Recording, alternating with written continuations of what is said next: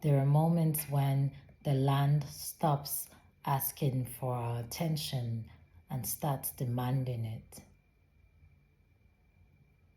Kwara,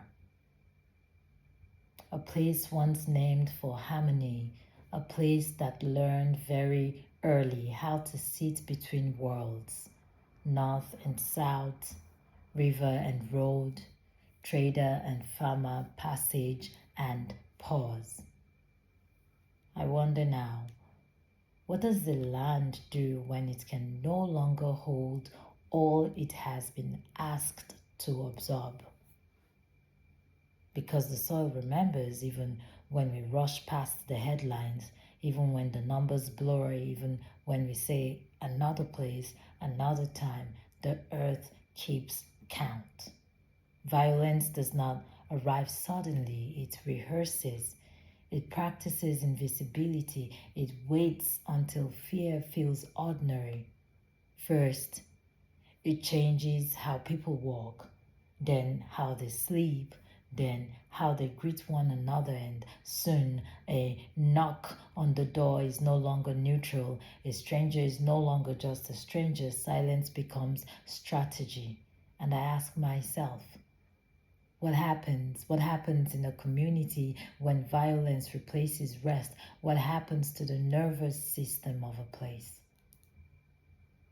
There is a history here we don't say loudly enough. This land has always been a crossing, and crossings are fragile things. They require trust, they require listening, they require care. When those collapse, movement becomes dangerous, belonging becomes conditional, identity tightens around the throat, and the body learns to brace. As a movement practitioner, I know what bracing feels like. It is the breath held too long, the jaw that never unclenches, the shoulders that forget how to fall. I see it now, not just in people, but in places. Kwara is holding its breath, and I want to ask, how long? How long? How long can a place hold its breath before it begins to disappear? They will tell us security is about weapons, about patrols, about response times, but no one asks, who is tending the grave?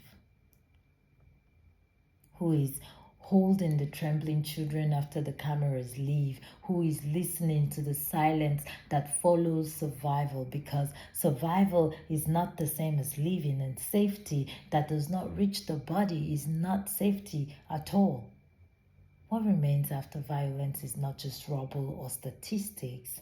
What remains is memory lodged in muscle, fear encoded in postures, songs that are no longer sung at a full volume. What remains is a question passed quietly between neighbors. Are we still safe with each other? And what rises? Not hope, no, not yet. What rises first is tension, anger without language, grief without ritual, a fatigue so deep it begins to look like acceptance. And this is the most dangerous moment, because when exhaustion settles, we stop asking the harder questions. We stop interrogating the systems that benefit from our silence. We stop demanding care that is structural, not symbolic. We stop insisting that wellness is political, that healing is collective, that peace must be practiced daily. So I'm not here to offer comfort. No, I'm here to ask. What does it mean to rebuild when the ground is still shaking? Who gets to define normal after repeated loss?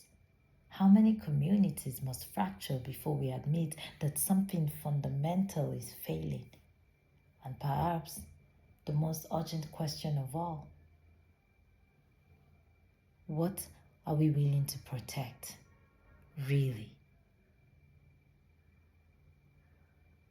Because what remains will be shaped by what we refuse to ignore. And what rises will depend on what we choose to tend. This moment is asking something of us, not later, now. It's asking us to listen deeper, to organize care, to refuse numbness, to insist that no place becomes expendable. Kwara is not just a location. Kwara is not just a location. It is a warning. It is a mirror. It is a call moving through the body of this nation. The question is not whether something will rise.